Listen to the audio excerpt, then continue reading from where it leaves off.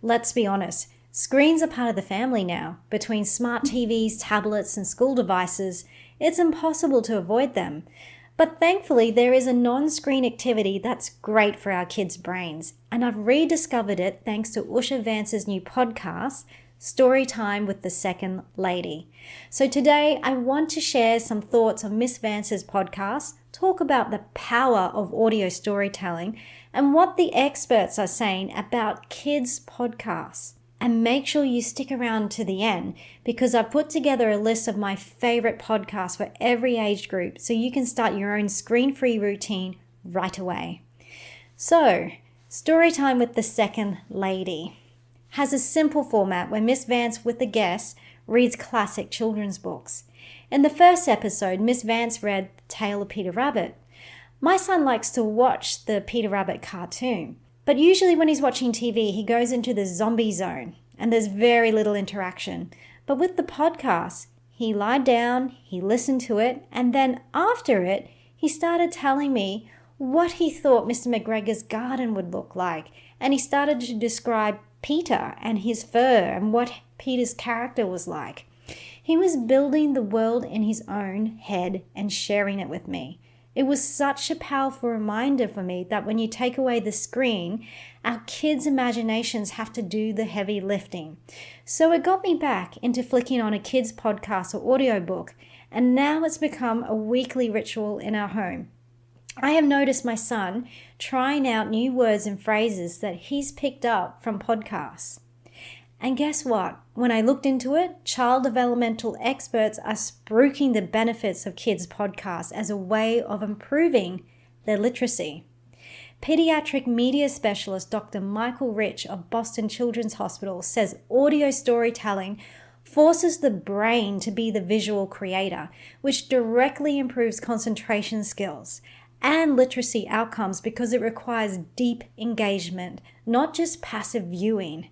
He said that while screens can offer educational content, their passive nature was a massive cognitive trade-off.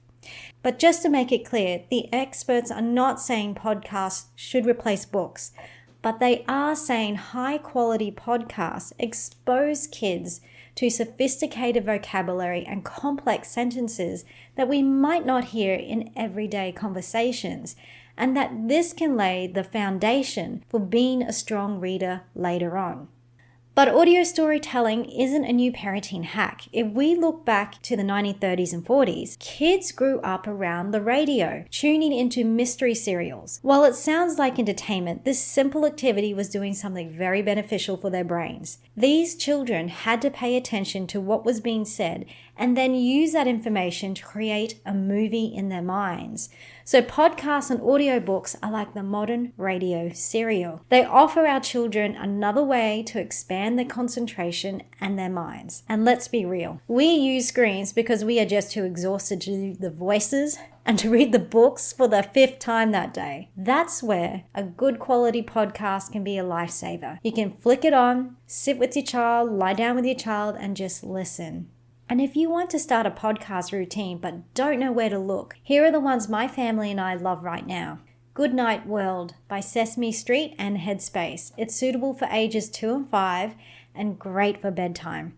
It stars Sesame Street characters who use mindfulness and breathing exercises to get ready for bed. Wow in the World. This is suitable for ages 5 to 8. This one's high energy, funny, and makes science and tech feel like an adventure. Greeking Out for the big kids. This is probably ages 8 to 12, and it retells classic Greek myths in a way that's actually cool and uses sophisticated vocabulary. The Past and the Curious. This is a great podcast for all ages and perfect for car rides.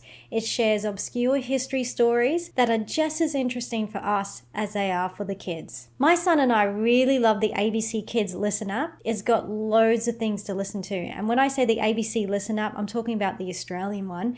It's packed with all types of content, like from Bluey audiobooks, story salad, and news for kids. So whether it's Usha Vance's podcast or one of my favorites, give it a try. It's a great screen-free, fun, and educational family activity. Thanks for watching. Please subscribe for more videos on the latest ways to expand our children and how to navigate the parenting pains together.